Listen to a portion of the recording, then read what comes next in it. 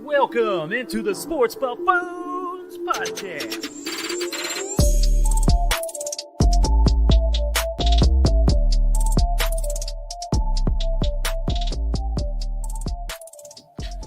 Welcome on in, everybody, ladies and gentlemen. Here it is, the Sports Buffoons. Here, my name is Tanner. Of course, I am joined by JG. Yay! We are missing Mike. Mike is out to a concert tonight. He's watching the Spice Girls perform down in the Midland. Congratulations, Mike, on your scored tickets on that. A lot of people are jealous of you. So, Spice Girls aren't they like 50 years old yet? Or hey, I sent you a video yesterday of one, maybe, I don't know, but it wasn't pretty. I'll tell you that. It's not looking good for the Spice world. So, but guys, we got quite the lineup today here. We're gonna give you, of course, still our best bets. I got Mike. Mike is 6-0 in his bets, so maybe you take it. I think this one's, even though the team they're facing is probably the worst, I still think it's a stretch for the way they perform, but we'll get into that. Then we're going to give you guys some fire takes, a little NBA involved today too with the fire takes. It's our little segment of JG and I going back and forth, and maybe we'll agree, maybe we won't. So it should be exciting. we got some money out here too. I don't know if you noticed, we got all this money. We're just trying to give it to you by giving you our easy money bets of the week, as we always do. So you want to stay tuned for that. See if you want to follow in, see what, maybe you can win a couple things, Okay, that's what we hear about. So anyways, guys, so we're going to get into it here. We'll get into our easy money bets of the week. You know the definition of a baller. All right, guys, easy money bet of the week here as we go about it here. JG, we finished, once again, you finished 0-2. I finished 0-1. My Penn State did not hit Michigan. I got to put some respect on that team now, as they did come through the second half there to cover even the 7 points there. So Mike did win with his bet, so he is 6-0. But I think it's redemption time. Mike's not here. We'll give his pick, but Mike's not here, so I think it's our turn to start coming into play. So what do you got? What's your picks coming into play? As you guys know, I ride with Houston here. So Houston, first couple of weeks of the season, they covered the spread for me. They're not a good team right now at this point in the season, but guess what? Neither are the Las Vegas Raiders. The Raiders are -7 in this game. They're playing at home. They have a record of 1-4. So a lot of people will look at this and say, well, these are two dog shit teams. What do I do? Well, the AFC West has been taking a lot of heat to this point in the season. And it's kind of like, wow, we didn't think the AFC West was going to be this bad. We thought it would be like the Chiefs and then the Chargers and then, highly contested there between the Denver Broncos and the Raiders. But people are talking about a lot of trash right now on the AFC West. I think you guys are going to see this thing turn around a little bit as we go through the season. I don't necessarily think the Denver Broncos are going to turn it around because Russell Wilson, I don't think he's 100% right now. But as far as the Raiders are concerned, I think they are going to turn it around. And they don't strike me as being a 1-4 team right now. You look at Houston, 1-3. I am going to ride with Houston, okay, as I always do. The Raiders, while I think they're going to win this game, Raiders going to win the game. But I do like Houston's running game, and I think Houston is going to easily cover here. So At +7? Yeah. Give me Houston to cover this, although I do think that the Raiders are going to win the game. Interesting. All right. And do you just have one pick today or this week? That's all I got right now. Man, you've had like 2 picks for a while. That's why you're so I'll far ahead of me. I'll give you another one if you take too long on your next pick here. All right, so we'll go with Mike's here. Mike has the Bucs covering the 11 points versus the Carolina Panthers this week.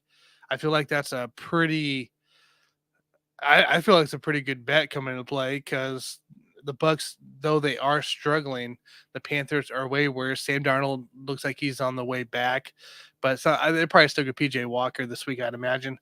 PJ Walker. So it's not a good situation in Carolina, but the Bucks have as well are in the struggle mode as well, losing to Pittsburgh last week. Lord have mercy. So I don't know. I like Mike's pick. I mean, he's been 6-0. You know, maybe he'll go 7-0 against the Panthers team like that. So, but that's Mike's pick. You got one? Yeah, I'll give you another one here. Oh. And I agree with Mike on that particular pick. So I want to talk about the Bears at the Patriots here right quick. So New England is -8. And while we all understand that the Bears are not very good this year, the Bears are not actually, no, they are who we thought they were. They're pretty shitty. They're pretty right bad. I like Bailey Zappi is not at this point in his career striking me as a guy who is going to cover that 8 points. So New England is -8 here. And I do think that New England is going to have a good record by the end of the year. Like Tanner, we talked about this last week. You and I both agreed that the AFC East is the best division in football. Correct. Right now. And a part of that is the fact that the Patriots are going to be competitive. Doesn't matter what you think their record is going to be at the end of the year. They are going to be competitive. And Bailey Zappi, it doesn't even matter if you think he's going to be the starter by the end of the year. Doesn't. I just think that Bailey Zappi at this point in his career, he is not able to cover that 8 points. And as much as I believe in Bill Belichick, you know, I'm going to take the Bears to cover the spread here. So New England -8. I am going to go ahead and place a bet on the Chicago Bears here. It's going to be a close. Oh yeah, it's going to be a close game. So the New England's going to win, as they always do. You know, we trust in Bill Belichick, but there's no way in hell that Bill is going to cover this 8 points. So give me the Bears. We got a couple commenters here. Carlos, thanks for commenting in, dude. We'll see you on here. He goes, bet on NYC losing. All of them? Or just the Yankees? Pick any sports. Oh, man. Who is PJ Walker? Yeah, exactly. Oh, my blood. AFC East, I'm going to throw up. Yep, sorry, Carlos. I know you love those guys in the favors side.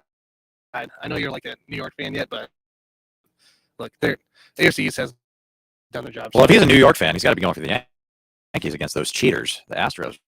Right now, that game's tied 1-1. Yeah, they switched from trash cans to porta potties this year. So they'll never get noticed then. Yeah. Jason, so my bets, I actually have two for you. I actually have an NFL bet this week, and it turns out to be New England covering the 8 points versus the Bears. Bill Belichick, however he's done it, I don't know. Like this guy, we all know is one of the greatest coaches out there. Horrendous, in a way, a horrendous staff because you don't really know who his offensive coordinator is, and Joe Judge, and Pat Patricia and all that. Somehow this team is staying in these games with the third string quarterback Bailey Zappi. And last week Bailey threw for 230 or something like that. He looked like an NFL quarterback against the Browns, of all people, in Cleveland, and won that game. Now he's going against a young Justin Fields. He's going against a Bears team that just lost to the Commanders. And Bill Belichick and that defense likes to squash teams, essentially, as we saw against the Browns, because the Browns are on like a 3-game losing streak. So give me Bill Belichick to, however he does this, maneuver around, takes out the running game for the Bears. And, I think they honestly win by 3 touchdowns. So that versus the Bears. Yeah. I mean, so you and I are kind of going against each other on this one. I mean, like, first of all, you referred to Bailey Zappi as the third string quarterback. Like, there's a lot of talk out there right now that Bailey Zappi is going to be the starter, that we're actually going to have a quarterback controversy here. Should. As soon as Mac Jones is fully healthy. We should. And so it doesn't really matter. Like, the one thing I know about Bill Belichick is, like, he's going to run the ball. He's going to run the clock, run the the ball, try to play a great defense. And so that's why I don't trust him to cover the 8 points. Like eight is a big number here. It is a big number. number. Because I just don't think they're going to win by more than a touchdown. I think it'll be a closer game. I mean, you got to give some credit to Justin Fields here. Look, Justin give him Fields, a chance to throw the ball, he's fine. Justin Fields is on a team right now where it's very difficult to believe in yourself as an up and coming quarterback. And like a lot of us, myself included, we believe in Justin Fields as a talent, but do we believe in the organization that he is involved with right now? Not so much. And so, I think with Justin Fields, they're going to fight. They're going to keep this thing close. But New England's ultimately going to win. But let's stay tuned for the quarterback controversy because it's going to happen, dude. I said, and you're looking at Mac Jones regresses this year, and I think this is what we're seeing now. I think he does the whole Tom Brady, Drew Bledsoe thing. Like, hey, thanks, Mac, for a year. Bailey, you're in. And I can totally see that. I mean, we look at Mac Jones as being, oh my gosh, he's a first round pick. Like, he has to be the starter, right? But when you're dealing with certain teams, that can come into play, or certain owners. But when you're talking about a guy like Bill Belichick doesn't give a fuck what round he was drafted in. Bill Belichick wants to win the fucking game. Best players. So let's see what happens with Bailey Zappi. I mean, I'll be excited to see all that go down. But, I've got the Bears covering here, no doubt. Yeah. So we'll see exactly what happens for next week's show. So your Dusty Baker versus Boone. Botkins, what's up, Botkins? You have your show later on tonight. Go check him out here for the preview for Week 7. He says, "I'll take Zappy. Look, I'll take Zappy over Mac Jones right now." Carlos Alon, 6 days on the dugout. Yankees will be okay. Who's Bears? Bears defense will get 3 touchdowns. That's what I said. Bears stink. Bears are the Bears, not the Colts. Bailey Zappi, the new Brady.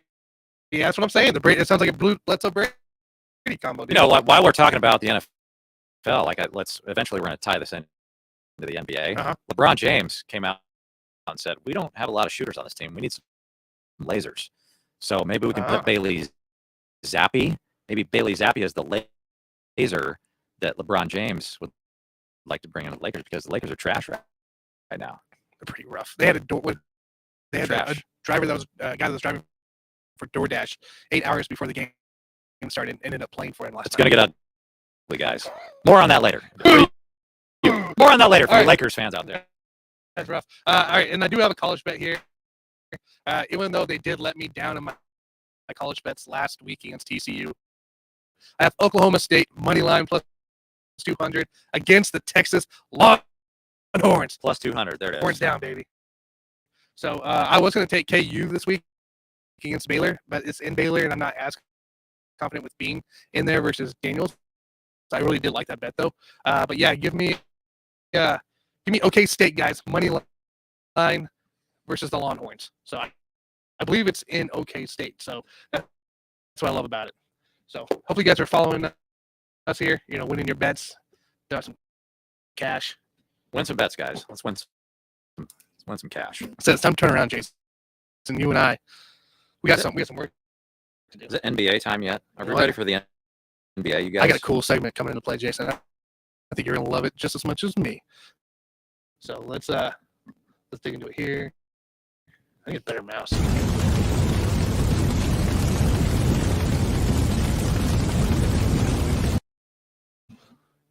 All right, guys, it is time for the fire takes. It wouldn't be fire takes without, of course, JG here. Everybody knows who JG is and his take.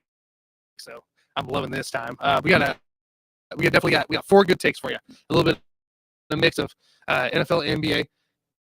JG and I are going to bait it out. Maybe we'll agree. You never know. Like, we might agree to something. We didn't talk about this beforehand, and we just gave topics and went from there. So I'm excited to get this thing rolling here with JG as soon as I can find my mouse. I got a new setup, guys. I don't know if you're looking here. We got a round table now. I don't have the 2 long-ass tables. You got too much fucking money out on this fucking table, man. Yeah, what are we going to do with all this fucking money, And you want to... Come on, NBA. It's time for the NBA. You want to buy Bitcoin? Okay. It's time for the NBA, guys. Like, All right. let's do it. Get out of here. I got to fix my little deal. All right. Would you like to debate me right now, Tan? Do you want to do a debate right now? Well, our first topic is who's more washed. I want to put it right out on the floor, dude. Gosh. I'm not being shying away from this. Who is more washed, guys? Russell Westbrook, who missed, he ended up playing last night, right? With the hammy strain, because he was coming off the bench. Or Russell Wilson with his real injuries that cause real pain, according to Adam Schefter. So, you know what, JG? I'm going to let you take this away first. So we're talking about Russell Wilson versus Russell Westbrook. And I understand that you guys want me to say that word that I promised you that I would never say again on this show, but I'm not going to do it. Tanner can do it if he wants. But when you're talking about a future first ballot Hall of Famer, we are going to call him Russell Westbrook. Let's get that out of the way right now.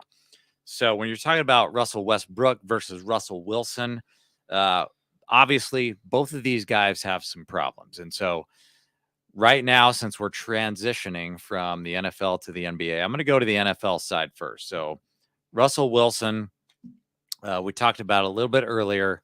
The AFC West, they've got some problems right now. And I think a lot of people out there that thought that the AFC West was just going to be the best division in the NFL, I think they were sadly mistaken. So the Broncos got out to a little bit of a slow start. And I told you guys that I totally believed in Russell Wilson as far as them bringing him in to be the franchise quarterback. But I also told you that this was not going to pan out in year one. Okay. So don't have high expectations in year one. And this is exactly what's happening. And in fact, I don't know if the guy's injured or not. Okay. Like there's a lot of word out there that Russell Wilson is injured. I don't know if that's true or not, but they're not going to make a lot of noise this year. Okay. They've got some issues on that offensive line. And if Russell Wilson is not 100% healthy here, like we don't have a lot of expectations here. I also have some issues with the coach. So Nathaniel Hackett, I mean, they brought him in to play with Aaron Rodgers because they all thought that Aaron Rodgers was going to be brought in from the Packers to be the quarterback. And when that didn't happen, then all of a sudden you have to lower your expectations because, Nate Hackett, I mean, yeah, it's a first-year head coach, a first-year quarterback on the Broncos. These guys are all trying to feel each other out, okay? They're trying to feel each other out. They don't know what to expect, and it all kind of looks like shit right now. Do you real quick here on that statement? Would you think that Russell Wilson would look better if it was still last year's coaching staff going into this year with Fangio and everything? Do you think it would be better for him transition wise, or do you think it doesn't matter?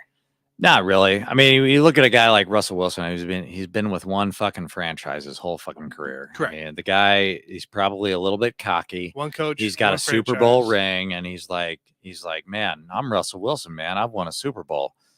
And he's like coming into a new organization, new head coach. And it just takes time. And we all know this as we transition into NBA talk here. LeBron James, when he went to the Miami Heat, mm-hmm. Yeah, they did pretty good, but they didn't win the championship. And I think with the Broncos this year, it's kind of like you got to give them some time.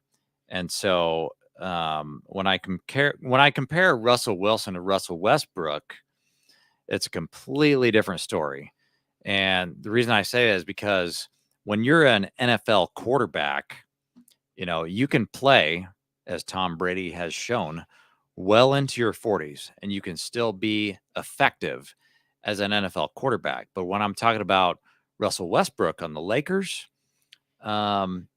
he is going to have a decline that happens a little bit faster in terms of his value in the NBA. And I want to make one thing clear to you guys. This is not Russell Westbrook's fault, okay? So we're talking about the Lakers. A lot of people want to throw shade on Russell Westbrook. Oh, you suck. You're a terrible player. You're washed. What have you? That's not the case here. The fact of the matter is that the LA Lakers should have never brought him in, because Russell Westbrook he's like an alpha dog, right? He needs the ball. Okay. So you would never put Russell Westbrook on a team with LeBron James. You got two guys that need the damn ball.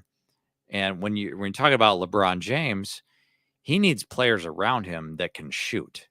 And that is not what Russell Westbrook is. And so I think if you want to throw some shade out there, if you want to blame somebody, you want to blame Le GM, because Le GM, otherwise known as LeBron James, is the guy that wanted Russell Westbrook to be on that team. So you guys, I know you're all you fucking Lakers fans out there, you want to throw shade on Rob Pelinka. Oh my gosh. It's Rob Lowe Pelinka's fault, the general manager. I'm sorry, guys. He is not the general manager. It's LeBron James that wanted Russell Westbrook to come and play on that team. So if you want to blame one guy, you need to blame LeBron James. Don't blame Rob Pelinka. Don't blame Russell Westbrook, because Russell Westbrook, if he can agree to actually play on the second team, if he can be the sixth man and come off the bench, everything would be fine. But it's just there's too many egos on this team. The Lakers are trash, by the way. Well, more on that later, because we're going to go into a different NBA discussion here. But in terms of which guy, we're talking about Russell Wilson versus Russell Westbrook. Who is more washed? Well, it's Russell Westbrook, because the Lakers should have never brought him in. He does not fit on that team. Russell Wilson fits on the Broncos. You just got to give it time, and you're not going to see the results, any positive results, until next year. But why doesn't Westbrook fit on the Lakers? Because Russell Westbrook needs the ball, and LeBron James needs the ball. They've got a bunch of point guards on this team. So let's look at the point guards on the Lakers right now. So you got Westbrook, you got Dennis Schroeder, and you got Pat Beverly. Yep. Can you tell me how many of those guys can fucking shoot the ball? I'll give you the answer. 0. None of them can fucking shoot. So what is LeBron James known for? He's a guy that can drive it into the lane. Nobody can stop him. Okay. Just bulldoze into the lane. And then he likes to kick it out to his shooters. Well, when you're the Lakers right now, you don't have any shooters. Okay. And so whoever constructed this roster made a mistake. And, the whole thing is like they're calling for a trade to happen here. And the word is that the Lakers do not want to give up their last 2 first-round picks. Correct. Who knows what it is? I think it's 2027, 2029. Who gives a shit? That's like 10 years from now. But, the word is that the Lakers don't want to give up those 2 picks for Miles Turner and Buddy Hield.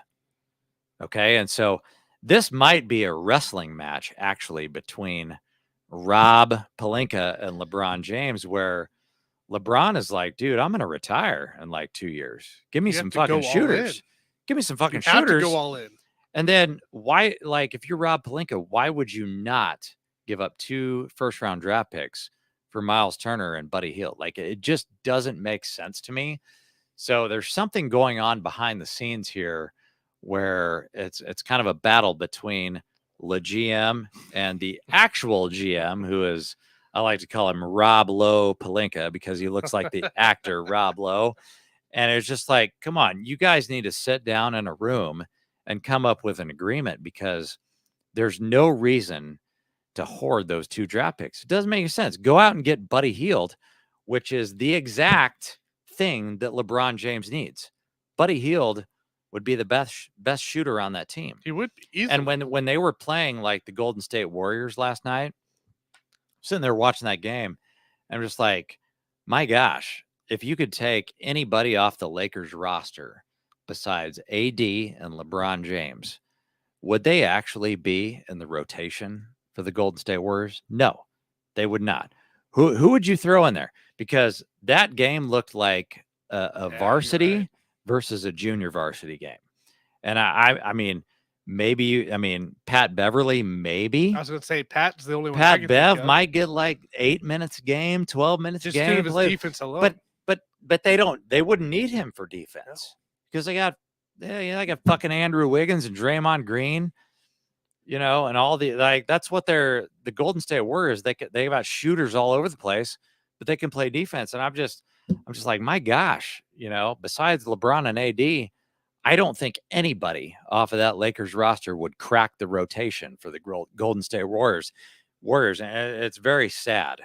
But in terms of my vote here, I think in terms of who is more washed at this stage of their career, it's got to be Russell Westbrook, because he's on the downside of his career.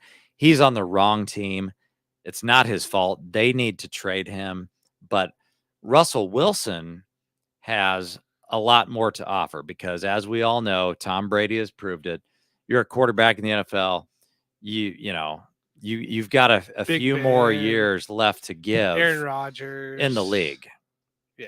So I'm interested to see your answer on that, Tanner, because I think Westbrook is more washed, but Russell Wilson, he's injured. He's injured right now. That's like, what can you say about it? So we do got some comments here. Jason, Facebook user, I'm not sure who it is. Sorry. Regardless of age, Westbrook has never been a team player. Carlos said, I mentioned this sport on Sports Scope. Go check that out, guys. Let's talk sports, by the way. About how Russell Westbrook should reach out to Vince Carter and Richard Jefferson on how to be a team player. Yeah. And I totally agree with that. And that's why I put actually less blame on Russell Westbrook. He's never been a team player. So if you're the general manager of the Lakers, why would you bring him in? And guess what, guys? Rob Lowe Pelinka never wanted to bring him in. The ownership never wanted to bring him in. There was one fucking guy that wanted to bring him in, and that was the GM, LeBron James. Yep. So that's why I put all the blame on him, because Russell Westbrook is doing the same thing that he's always done. He's ball dominant. He's not a team player. He needs to be on one of these other teams, like with a bunch of younger guys. But other than that, like, he's not going to be successful on the Lakers unless he's willing to come off the bench and lead that second unit. Yeah, so it looks like let's see here. Sorry, I'm pulling up the comments here so I know who's there. So Troy's out there. What's up, Troy? Thanks for commenting in on there. You're one of the Facebook users. He's coming in telling LeBron about his friend not caring about a ring, which we all very well know that fact. Carlos says stay in the league. He needs to face reality and realize that this is going to be he isn't getting any younger either, which is very true. Vince Carter adjusted this game in a different role. Westbrook will not. That was your brother on that. No, no kidding. Don't want to give up anything now or in the future. That's why they're stuck. Now, thanks, Jeff Bianco, for hopping in here. Appreciate you commenting. One of my ping pong buddies. We have a lot of comments here. I'll say it again. LeBron doesn't care about a ring, just wants to play in LA eventually. Yep, JG's bro.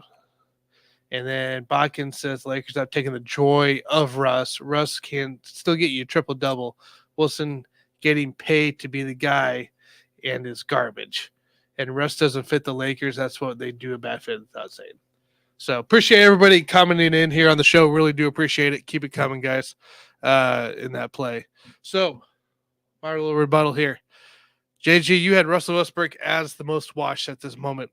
I want to throw out some stats here I was looking at today, just trying to figure out who I really feel is more washed. Russell Westbrook, when he was the most dominant the last, 5-6 years, he was pretty dominant before he came to LA, coming to play OKC at the end, completely dominant. His assist numbers were in the 10s, and even at 11 as in Washington before he came to the Lakers. That was when he was his highest. He was not his highest point total, but when he was most dominant, that's what the attraction came into play with the Lakers. Something came into play, though, I thought was kind of funny when he was with Houston, right? James Harden was there. That whole team there, disappointment again. He only had a 7.0 assist rate. What was Russell Westbrook then in Houston? A disappointment, right? He was with LA last year with LeBron, an injured AD coming into play, and his assist rate finishing last year was a 7.1. When this guy isn't like, he has the weapons, but he also had the weapons in Houston to be an assist guy of a 10 plus. He doesn't have to take the ball every single time. This guy isn't passing the ball. I don't necessarily think it's because he's washed. I think it's just because of, in his mind, it's a different system and the system doesn't fit him very well. So I don't think, I'm not saying Russell Westbrook is not, getting older, that's affecting him. That'll affect him injury wise. With the assist rates that I'm seeing here, when he was so dominant and it's in the 10s and 11s, and he doesn't pass the ball as often, like we saw it last year, he took really bad shots a lot of the times. And I think he did that same thing in Houston. Westbrook just needs to find another home where he can be, I don't know, himself. He needs to find a home where he doesn't have to shoot the ball because he's a horrible shooter. That's why the assist rates are so up, because he could drive the lane, which is why we saw him so dominant, but he could also pass it out to the shooters. And maybe you are right. Maybe the Lakers could fix themselves if they got some shooters. And maybe Westbrook could be close to that 10 range in assists by the end of the year if they had shooters on the outside. Everything's going down low or air balls. They just have to. They've got to get rid of him because it's the best scenario for both parties. Like Westbrook needs to go to because he'll be a better player as soon as he gets off the Lakers because LeBron James is ball dominant. The Lakers will be a better team once Westbrook goes away because then I don't know what they're holding. I mean, like they've got to do that trade for Miles Turner and Buddy Hield. Yeah, it's a perfect. They have to do it's something. A perfect trade for both parties, and the sources are saying that like Indiana is willing to do that deal, but Rob Pelinka doesn't want to give up the 2 first-round draft picks. Does not make any sense. Yeah, I'm not throwing the fact that I'm just saying I don't think Westbrook's the washed one here. I think it is Wilson in my mind. You think Russell Wilson is washed? Correct. So you saw him in Seattle the whole entire time, right? Came off the bat as rookie year, looked really good, a couple Super Bowl appearances and stuff. Always looked dominant until last year after his injury. And he was trying to play with that injured finger there, that was really messed up. And he hasn't been the same since that injury. Last year was awful. We saw it in fantasy numbers. I think, didn't you have DK or something like that, Tyler Lockett, last year? And he completely ruined your season. I'm pretty sure one of those 2 guys did. And it was, I had one of those guys. You had one of them. And it's to the point where, this guy hasn't finished under 92.6 in a rating since he started the league. This year, through 6 games, he's at 83.4. He is on like such a drop trajectory with a new team, a new system, a new quarterback or a new head coach, new everything to him. Nobody's the same for him. And everybody says Patrick Mahomes is a system quarterback. This is a definition of a system quarterback that has started tanking last year. I mean, he doesn't have a left tackle at this point, right? He never had anything in Seattle. I think like without the left tackle there in Denver, like he might just be packing it in at this point. But I think when you're Russell Wilson, I'm talking about Nate Hackett here. If you want to succeed here, you need to cater your offense towards Russell Wilson. Like I feel like when I'm watching these games, it's just like, oh, he wants Russell Wilson to sit in the pocket. It's like that's not what makes him the best version of himself. Like he needs to be running around making plays outside of the pocket. I feel like that's the case. I don't feel like he's like, hey, Russell Wilson, I want you to sit in the pocket. I want you not to run and make a play. Like Hackett at this point is probably like begging this guy, like, go be yourself from 5 years ago, 2 years ago, for God's sake. Go make a play. I really think Russell Wilson, we are seeing the downfall essentially happening at this moment. Denver last year, as we all recall it, and Mike even said this, the same as me, that Denver last year was literally a quarterback away from being a wild card playoff team, if not a threat to the division. but because they had Drew Lock and whoever else it was, I can't remember the other name, guys, but it was bad coming into play, and they were literally a quarterback away. Now they got a great defense. They can't move the ball. Yes, Javonte Williams out. Guess what? Running backs are replaceable. Okay, running backs are replaceable. I would push back a little bit on that. I mean, Latavius Murray is not exactly a world beater. Like, No. you have to have at least some running backs. I mean, if you lose Javonte Williams, you lose your left tackle. I mean, this is not like a great scenario for Russell Wilson, and that's why I'm like, I'm going back to my argument at the beginning of the year where I was like, this is not going to work out in year one, but give it some time and it might work out a little bit better next year. So we're bringing it back to the part of like we're dumbing down expectations for Russell Wilson, but yet if we were going to look at a guy like Patrick Mahomes and he loses a star running back, it doesn't matter because it doesn't matter to Patrick Mahomes who's in the backfield. Well, that's apples and oranges. We're not comparing Mahomes to look. I'm just saying Russell Wilson. That's two different arguments. Expectations up high here. Expectations are up high. Russell Wilson is already at the almost 10 below from his rate from his first year in 16. And look, this guy has only gone downhill. Injuries are starting to hit him. This guy is washed in my mind. Dude, like, this is a great argument because I believe like there might not be a correct answer in this debate. Like the two Russes, I'm pretty sure they might be equally washed at this point in their careers. Like there's no correct answer in this debate, and that's why we decided to have it. It's very true though. Like they may not be at that point yet coming into play here, and it just blows me. So let's see here. Sorry, I'm grabbing my comments here. Coming into play. Jeff says, what, Russell overrated in Seattle but under a really good coach? Actually, technically, yeah. And now seeing the terrible coach where we're seeing his limits at a quarterback position, that's very true. That could be it too. It's just adjustment that was not equal for the Broncos as much as they wanted. So, but yeah, guys, if you are watching this, please put your pick of who you think is more washed, Russell Westbrook or Russell Wilson. Put it in the comments here as you drop a like as well for this video. So, JG, you ready to move on here? Let's do it. That was a great topic. That was a great first topic. I want to do some more NBA talk, though. Don't worry. We got it. We got more coming into play here. OBJ will fit which team better? I got 3 listed here. I'm curious between these 3 of maybe who you would like to see, but I am open to suggestions if you have another team in mind. So there is talks. There's a big debacle today on Chiefs Twitter, Lord forsaken, that a Twitter user might ruin an OBJ chance in KC. Get out of here. I'm not with that. But there's been talks with the Rams. The Rams haven't offered anything to OBJ. The Chiefs supposedly are interested, from what a bunch of people have been talking about, and the Giants are also interested in bringing him back.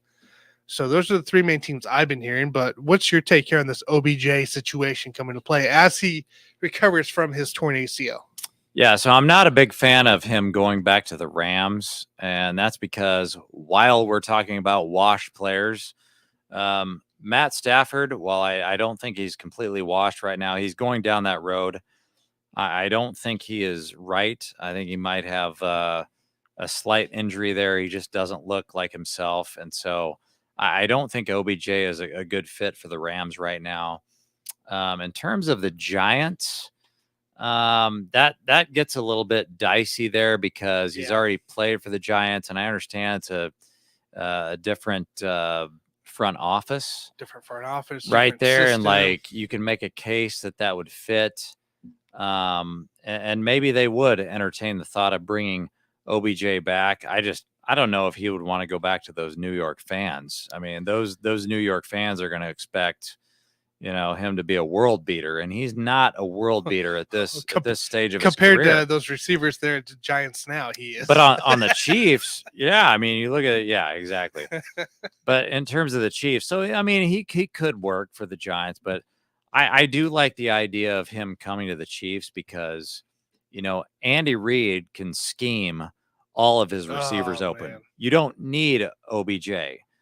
on the team to scheme all these receivers open. But at the same time, I think that Andy Reid could give more value to OBJ at this stage of his career. And so I think my vote of those 3 teams would be to bring him to the Chiefs, because I think it's kind of a win-win situation.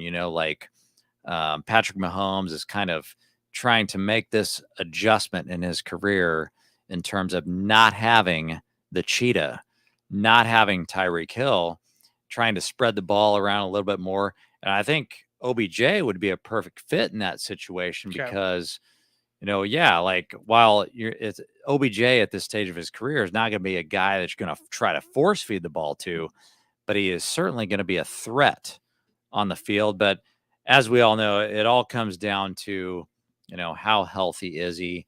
And I don't know if the Chiefs would be able to fit him under the cap. I don't know if OBJ is going to want too much money. Well, the whole rumor started because Travis Kelce restricted his contract where he freed up $3.82 million or something like that for this year. So I would vote for a pass rusher if he freed up cap space for any reason whatsoever. I don't want to. I would vote for a pass rusher first and foremost, and then sure, if you want to bring in OBJ after that, I'm totally okay with it. But I think the biggest need in terms of the Chiefs would be pass rush, because right now their pass rush isn't doing a whole lot. So, yeah. So what team do you have for OBJ that fits the best? I mean, I'm all in on the Chiefs for the right Chiefs now. there fit the best for him. Yeah, but I wouldn't be surprised if he goes back to the Giants. No, I wouldn't either. Let's see here. We'll take a quick comment here. It says OBJ already bitter with the Rams. Yep, he already stated that. He doesn't want to go. Giants are not a real contender. Hey, man, they just beat the Ravens. Stop slandering the Giants' name. Chiefs still need another deep threat. Yes, the Chiefs do need another deep threat. But I think for this part here, it's a matter of who's going to pay him. I don't see KC breaking the bank for an OBJ style player coming to play. I don't see the Rams at this point where they're sitting at salary cap wise. Granted, they need him more than probably anybody else except for the Giants. But I don't see the Rams breaking the bank and breaking down to bring OBJ in. I could see the Giants doing it just for the fact that they do got injuries, but they do have to part with that Kenny Golladay signing. Which nobody wants. Nobody wants. He sucks. So I could see that happening. My other pick earlier in the season and Nick's pick as well, Botkins, was his Packers. I could see the Packers trying to make a move for somebody. But again, it's paying the guy. He's not going to be cheap. I can guarantee you that right now. He's not going to be a cheap kind of guy. It's going to have to be a 2-year deal if they want a good deal on it this year in that play. Honestly, you're going to hate me for this part, but I wouldn't be surprised if this guy signs with the Dolphins, kind of sound like a Dolphins team, to go down there in Miami with Tyreek and Waddle. As long as Tua stays healthy, I wouldn't be surprised by that at all coming into play. But I could also see him go for a contender. I don't know. For the better fit. The Dolphins thing, I like. I don't see that happening at all. Like everybody wants these dynamic trios coming into play, and there's your trio right there. If Tyreek gets injured or something like that, like that doesn't really. Well, they've been banged up already. I could literally see Dolphins trying to make a play at him. Just saying for depth wise. So, best fit though would be the Rams, just for the fact that we've seen it's Matt Stafford, Cooper Kupp, and an occasional Higbee, and a little bit of Skowronek, and that's about it. And they've lost games because they're going to Cooper Kupp 15 times. They're lost games because they don't have any other trust in any other wide receiver. So I think with Odell coming back, that gives Matt Stafford a little comfort coming into play too. And honestly, that is the best fit for both guys from a contender status, from also a stats and production side as well. So I'm going Rams as my best fit for this OBJ situation. Let's see. We got some more comments here. Sorry, going down the way. There we go. Or replace Wiley. Look, they're not replacing Wiley. We got Niang coming back, most likely after week 9. It's going to be one of those two. it ain't gonna be pretty. He's cheaper because this was a second ACL tear. I still don't think it matters here. It's OBJ. It's a big name, big brand coming to play. The guy He's- just doesn't have that much mileage. Like, No. yeah, I understand it's his second ACL tear, But but, he doesn't my have- gosh, it's like he's had so many injuries. It's like He hasn't been He- on the field. like he's so explosive. If he can actually get right, he doesn't have that much mileage. It's like on him. thinking about he can explode. C-Mac and Saquon through all their injuries, they haven't been on the field. So Saquon, that's another good example. yeah, Saquon He has and no C-Mac. mileage. That's There's it. no mileage. There's on there. nothing there. So it's, I don't know. I still feel like there's going to be a little bit of a pricing that's coming into play. So appreciate everybody's comments on that subject here. Again, let us know your thoughts on the best fit. Put in the comments, drop a like as you're on your way down here. So we'll move on to our third topic here. We're going to end with NBA, by the way, because this is JG's favorite topic. Actually, I love NBA too. JG, you and Mike discussed this when I was down at AZ when I ended up missing most of the show, but I did chime in at the beginning here. This was a topic that came to play. Bruce Arians stepped down. Todd Bowles came into play situation. The Buccaneers are on I believe it's a 3-game losing streak currently. They just lost to the Steelers and Kenny Pickett, 20-18. It was a 2-point field conversion for the tie. There's a lot of questions going on. Todd Bowles today or yesterday got asked, have you reached out to Bruce Arians on advice for running this offense?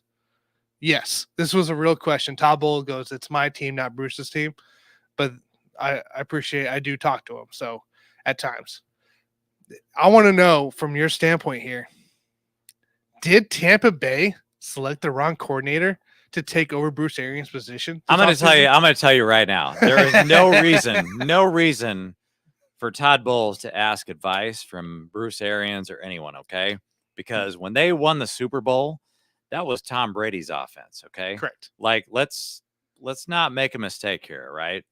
We're giving Tom Brady all of the credit for running that offense. So my opinion is that they did not hire the wrong coach here, because when you've got Tom Brady, you're trying to cater your offense around Tom Brady, and Tom Brady, who is the GOAT, by the way, it's his job to run that offense.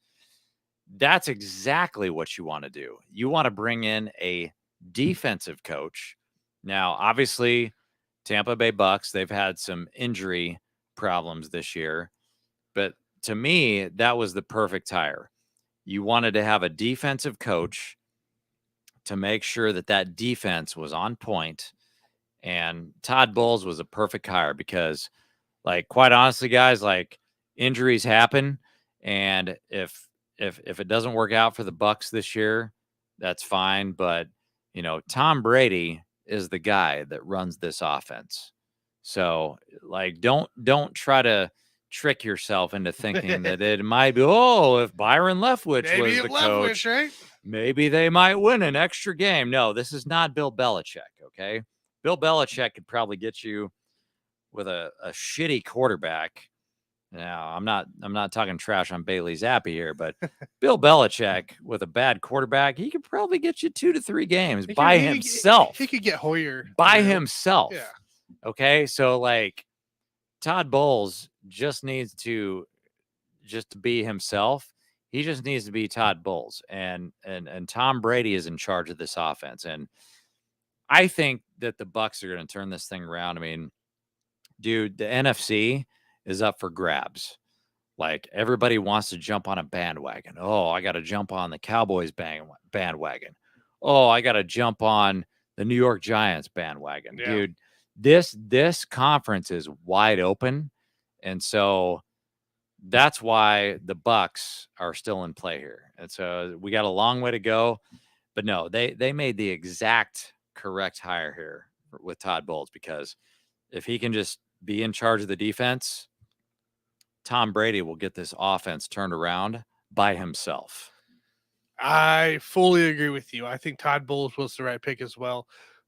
This is a guy that, I'm a Bowles guy. I loved him back in when he was New York. I thought he just had the right attitude, the right mindset come into play. Look, it's a rough start just due to the fact that Tom Brady doesn't have an offensive line to protect him. We're seeing him hurried and rushed more than we've ever seen Tom Brady done here. So, there's chemistry issues. There's a lot more going on with this Bucs team than just a Ron head coach coming to play. So I agree with you. I do believe Todd Bowles is the right coordinator. Though I will suggest that Leftwich gets a chance somewhere. I do Sure, want to see absolutely. Leftwich get an opportunity. This could have been it. I was really shocked when it wasn't Leftwich, but I still think they did it, and it is his team. Give him. It's not an overnight thing. Look at Dennis Allen over in the Saints right now, having the same issue coming into play after what's his face retired or left or whatever. So they're having the same issue, chemistry issues, player injuries. It's a whole mess in that same situation. So I'm not saying nothing for Todd Bowles here. I think it is the right hire, and I agree with you, JG. What do you know? What do you know? We don't agree very often on this show, so Really? you guys might want to write that shit down. Make sure you clip that. So let us know what you guys think of the Tampa Bay head coaching job. Is Bulls the right guy, or should have they gone Leftwich, or maybe you have another name? Put that in the comments on your way down with the like. All right. The big one here. And I'm actually kind of excited to talk with you on this one just because we've had such a long time since then. Which team is more trash this year? Who is going to be worse for this NBA 2022-23 season? Is it the Brooklyn Nets or the Los Angeles Lakers? Now, you did already touch base on the Lakers a little bit, and I already told you that they brought in a DoorDash driver to have to fill in to play this game today. I want to know what you got going into play. Yeah, I mean, the Lakers, they've got some problems here. They don't have any shooters. I mean, they brought in Pat Beverly, so they're trying to make an impact on defense. But when you have a guy like LeBron James on the Lakers, who his only goal is to basically take it to the rack and dish it out to shooters, and you don't have any shooters, that's a huge problem. And so when I compare that to the Brooklyn Nets, the Eastern Conference is kind of wide open. I think for me, the Boston Celtics are going back to the finals. And I could easily state that right now, barring any injuries, the Celtics would be my favorite to go back to the finals this year because they brought in Malcolm Brogdon, who, they brought him in to be the point guard and give them a little bit of depth at that point guard position. Yeah. And so while the Celtics are my favorite, I mean, the Nets are not that far behind because if you want to take one other team that you want to throw in there, who's it going to be? Well, it's the Milwaukee Bucks. Correct. I've got some issues with the Bucks. Really? And yeah. And, I'm a huge Giannis fan. And I think Giannis, I don't think that. I actually can state that as a fact. Giannis Antetokounmpo is the best player in the NBA right now. That is not my opinion. That is a fact. The problem is Drew Holiday, who, as you guys know, this trio has already won an NBA championship. Drew Holiday has been in the league forever. Chris Middleton can't even get on the damn court. Like, he's injured right now. He's not even on the court. And so there's a lot of questions in terms of the health and the age of this team. And so while I think, on paper, the Bucks are the best team in the East, if I had to make a bet right now, it's going to be the Celtics because I know what they bring to the table. Keep talking, JJ. I know that Jaylen Brown, Jason Tatum, those guys are couple of young bucks and they're ready to run this thing back. And so for me, the Celtics are the best team in the East, and they brought in Malcolm Brogdon, Marcus Smart. He's not an old guy either. But when you look at these two teams versus each other, I think by far, I mean, it's not even close. The Lakers are going to be the worst trash in terms of high expectations. Like we all look at these two teams. Oh my gosh, it's the Brooklyn Nets, it's the LA Lakers. Those are two huge brands, two huge markets that we all expect to do well every single year, especially the Lakers. But with the Nets, I mean, the Nets have a lot to prove. I mean, the Lakers don't really have anything to prove, to be all honest with you. I mean, Anthony Davis, we all know he's past his prime. LeBron James, I mean, my gosh, is he in year 30? Is he in year 30? I mean, year 40? I mean, like, what are these guys even doing here? Like, Anthony Davis won a championship and then started shooting like 20% from 3-point land. I mean, And playing for like 15% of the games. he can't even shoot right now. No. And so I think we're having two different conversations here. Now, granted, Kevin Durant, I mean, he's no spring chicken either. No, he's not. And Kyrie Irving, he's got his own injury issues. But if you're just asking the question, who is more trash between those teams? It's obviously the Lakers. I look at the Nets. They've got an easier path. I do believe that the Western Conference will be the stronger conference this year. You got a lot of teams out there that are going to be competitive. You got Ja Morant. I think Memphis is going to be tough this year. But in terms of Lakers versus Nets, I mean, the Nets just don't have a lot to overcome. I mean, we were watching the Sixers, Tanner. I was talking to you about that Sixers game last night. I was like, my gosh, like Tobias Harris, James Harden, Joel Embiid, Tyrese Maxey, those four guys are amazing. And then we started talking about the bench. I was like, is this okay? Then we started talking about junior varsity. Yeah. Shit. Yeah. I'm like, they don't have a bench. What a bunch of big disappointment. And so I'm just like, when you talk about the Eastern Conference, yeah. I mean, the Brooklyn Nets have a chance. I mean, Seth Curry is not his brother, but he can shoot the damn ball. He can still shoot. Joe Harris, I don't expect anything from that guy.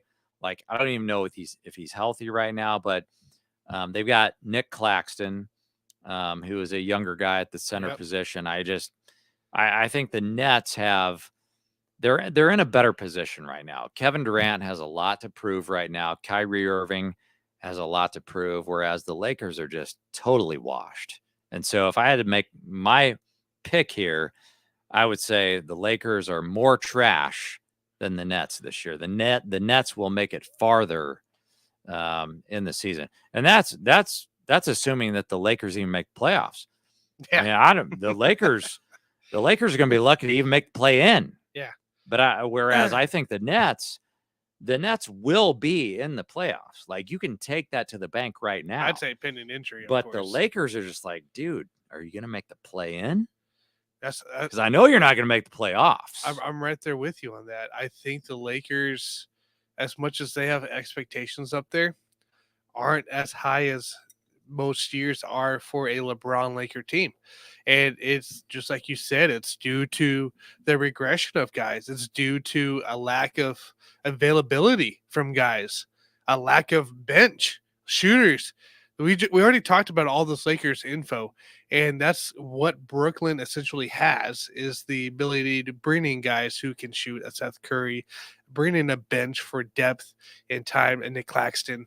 And you're also looking at a full year now of Kyrie Irving, who should be playing right now. We're out of that COVID protocol up there in New Jersey or New York or whatever the hell they are. So it's a better situation this year. It's more of a fresh start. Ben Simmons is healthy and playing for now. It's a new mentality coming to play. Yes, you had all the drama with Durant, all the drama with Irving, all the drama with Simmons. Well, guess what? The season started. It's time to push that aside. And if anybody's going to meet close expectations, it's going to be the Brooklyn Nets. It's not going to be the Lakers. Yeah, and I'm glad you brought up the drama piece on there, because that's where the drama gets started here between LeBron James and Rob Pelinka. Uh-huh. Because Rob Pelinka, being the general manager, is sitting there saying, okay, I can get Miles Turner and Buddy Hield for Westbrook and a couple of picks. And on paper, yes, that is a trade that will actually make the Lakers better. But guess what? If I'm Rob Pelinka sitting there, yeah, that makes my team better. But am I going to win the championship? Probably not, because even if I do that trade, the Golden State Warriors are still going to kick my ass. So why would I do that trade to begin with? Correct. Just keep your damn first round picks and tell LeBron James, hey man, it's been real. You know, you go somewhere else, dude. But that's how it works in this league. It's like, yeah, I agree with the people that say that's a good trade. It will make the Lakers better. But if you're not going to get a ring, the only thing that matters in this world that we're talking about, which is called the NBA, the only thing that matters is rings. And if your team's going to get better, but you're not going to win a ring, like, what's the point? And I think that's where I'm at when I look at Rob Pelinka's perspective versus LeBron James. And it just doesn't make sense. And that's why I think I can see a world where the Lakers just get stuck with Russell Westbrook for the entire season until they just totally get rid of him for nothing. I expect Russell Westbrook actually to be there all season. It's my expectation. So I don't think they move on from him. Or they could cut bait and just get rid of the salary. I mean, I think the worries for Lakers on this side here is going to be the health of AD. I think the health of AD in the end really determines where this Laker team goes. We saw it last year. As soon as AD went out, everything tanked because it was just LeBron and Westbrook wasn't much help. So I think it's just up to the AD health. And if AD can stay healthy for, let's just say 80% of the season and be able to, I think it does help them. Granted, I don't think it helps them win a championship, but it gives them a better chance than not. So yeah, and that's the other thing. Like when we were trying to look at this thing from Rob Pelinka's perspective, I mean, not only is Russell Westbrook washed, but LeBron James is mostly washed. Yeah. Anthony Davis, although he's not that old, like they won the championship, and now Anthony Davis is kind of looking like he might be washed as well because his shooting percentage from three has gone down drastically. And it's just like there's no point. If I'm the general manager, why would you make that deal to improve the roster if you're not going to win? Like it just doesn't make any sense to me. Yeah, it doesn't make any sense at all. So I think we both agree the Lakers are the trash team for 2022-2023 over the Brooklyn Nets. Absolute trash. All right, guys, that does it for our Fire Takes segment. That's actually pretty fun to do with the subjects and everything like that coming into play. But yeah, let us know your thoughts, guys, on who you guys think is trash and not trash coming into play as well.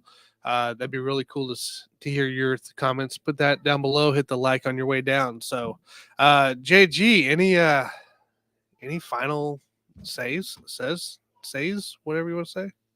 I mean, I would just say, guys, now that the NBA season has started, you know, it's Golden State, dude. Time to it's like, you know, back in the 90s, we saw it was Michael Jordan and then everybody else. And I think this year it's going to be the Golden State Warriors up here, everybody else down here. And like that would be my favorite. And I have to look it up. I don't know who Vegas has as the favorite to win the championship right now. But if you want to place a bet right now, I mean, now you got to be curious. We got all this money sitting around. What are we going to, you want to bet it on Golden State, Tanner? I'd bet it on the Golden Warriors State to win the championship. That's our NBA preview. I mean, we could sit here all day and go through our power rankings, but we all know that it's going to look completely different once January and February roll around in the All-Star break. So it's a little bit too early for power rankings, but futures. Yeah, I'd probably go with the Warriors here, guys. They won the championship last year. They re-signed Andrew Wiggins, KU Jayhawk, who actually took a pay cut, believe it or not. My boy, Andrew Wiggins, took a pay cut to stay with the Warriors. He's still got a big bag of cash, as well as my boy, Jordan Poole, got a big bag of cash. Those guys are hungry. I mean, don't think that this is going to be like a hangover because they just won the championship. I mean, Jordan Poole, Andrew Wiggins, these guys are still trying to make a name for themselves. and these guys are trying to run it back. And so that would be my favorite for this year, is for the Warriors to repeat as the NBA champs. But like I said earlier, guys, it's going to be the Boston Celtics in the East. I mean, until, these other teams get healthy, or until the Brooklyn Nets decide that they want to give a damn. I don't see anything here. It gives me the, who would win the finals with the season's already started. But I do see this bet here, and I'll run it by you. See if you would take this bet. So at plus 135, this is an NBA Finals champion of a new champion.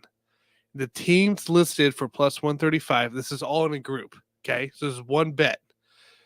Clippers, Grizzlies, Hornets, Jazz, Magic, Nets, Nuggets, Pacers, Pelicans, Suns, or Timberwolves.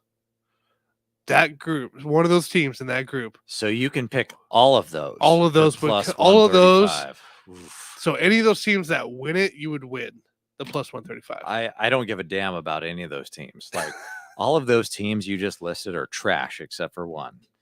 And that is, wait for it. You're saying Timberwolves? The Minnesota Timberwolves. Yeah. Because the Ant-Man, guys, the Ant-Man is for real. And so if I'm looking at this is in terms of who do I think can potentially challenge the Warriors, which, as we all know, is nobody. If everybody's healthy, nobody's going to challenge the Warriors. But the closest team that I could see in terms of doing that would be the Minnesota Timberwolves, because they did add Rudy Gobert. They've got Cat, and as you guys know, I believe in the Ant-Man. That might be the Western Conference Finals. They got a hell of a team. You're not going to shock the shit out of me if the Western Conference Finals are like the damn Timberwolves versus the Warriors. That's true. So, bring it on. It's going to be that or the Memphis Grizzlies. But I do believe in the Ant-Man. Like, I'm fully invested in him. I bought quite a few of his rookie cards. That's good. It's good to have there. So cool. Well, I think that wraps us up here for the night, guys. We'll have, I believe, Mike back next week. We'll be doing is it that time already? That time of year, Jason? It's time for the NBA preview. For the Halloween show? Yes. Oh, sure. The before Halloween show. Hey, you know what? We're going to do a Halloween show next week. The guys. bottom line is like, we talked about the NBA on this show, and our producers will not allow us to talk about the NBA ever again until Christmas. So I hope you guys enjoyed this little NBA. So how do we sneak that in? we got to keep our damn mouths shut until Christmas Day. And until then, enjoy the NFL takes, the NFL easy money bets right here. Easy money bets. And yeah, I'm ready for it. I'm here for it. All right, guys. Go Chiefs. Everybody have a fabulous week. We'll catch you next Wednesday for our Halloween special. JG. Go Chiefs. See you guys. Out.